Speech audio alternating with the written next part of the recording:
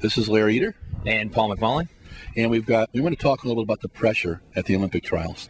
One of my favorite books is Once a Runner by John Parker. And my favorite line from there is the miles of trials and the trials of miles. To get respect from other athletes, you have good races, you have bad races. You have good performances, you have bad performances. In the Olympic trials, everything's on the line. There may be 20,000 people in the stadium, but all you're thinking about is the guy next to you and how you're going to get on that team.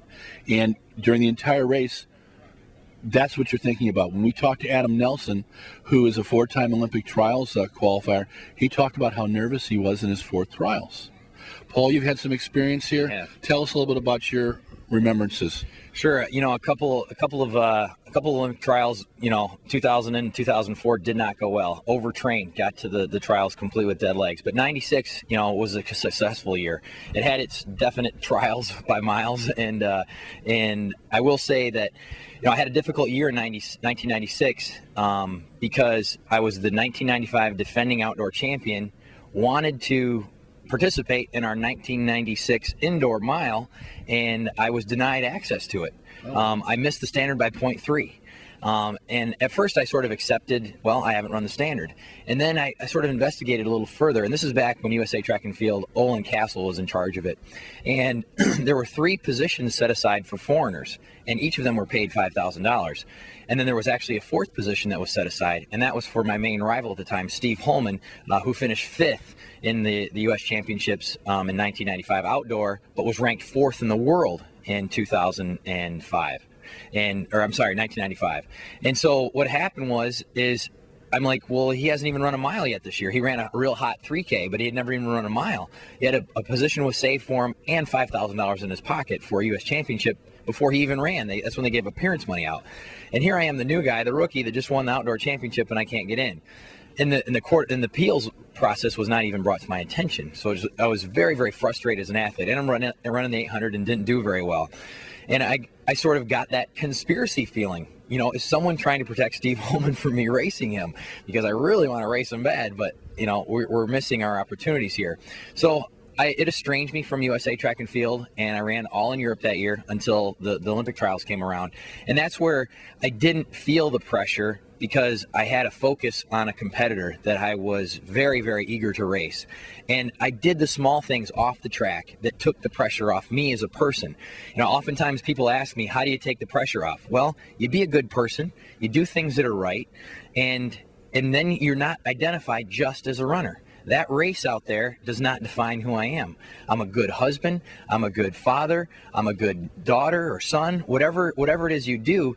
Now when I step on the track, I'm successful before I even run. Then the pressure is taken off. Then the pressure is off.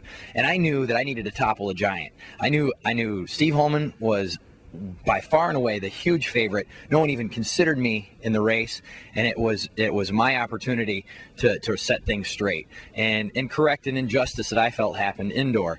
And so that's really, how you handle the pressure and how you get over adversity is you try to think of yourself as David, and you're taking on Goliath. In Alan's Webb case, he had a phenomenal, you can't even dream of a year as the way he had. 2007, ran 1:43 for 800 meters, breaks the American record in the mile, and then takes out the world champion in the process. The guy's just amazing. And so that's what's sitting over his head. That defines success for him. And so when he's here, that's what goes through his head all the time. And he thinks that's what goes through the heads of the people watching. The spectators that have come here have come to see American record holder Alan Webb smoked the track. The guy that ran 3:53 in high school. The guy that hit 3:50 in the Prefontaine Classic. The guy that smoked that 2-mile here. Yeah. That's the guy they expect to see. But human beings are variable. Some days we have good days. Some days we have good years. Alan Webb is as clean as they come. People always ask me, can you tell an athlete that's using drugs and one that isn't?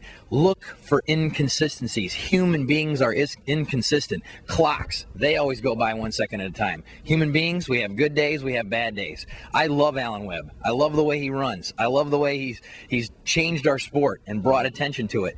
And if I give him any advice, Alan, just try to relax and have some fun out there. Yeah. Ignore all the people the competitors are out there that are out there to conspire to help you achieve what you want to do, and that's to be on this 2008 Olympic team. And I have all the faith that he's going to do it. So Yeah, no, I completely that's my agree. wrap up. I think you make complete sense.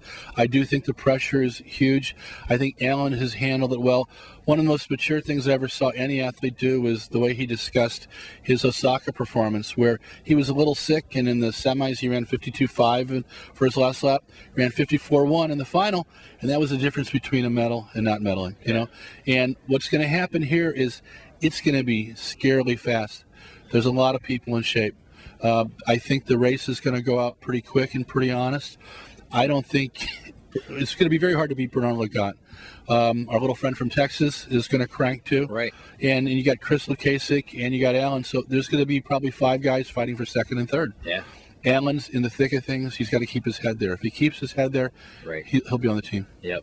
All right. Carefree, stress-free running. We love to see it if he can do it. It's going to be tough, though, with the big 2007 hanging over his head. All right. Thanks so much.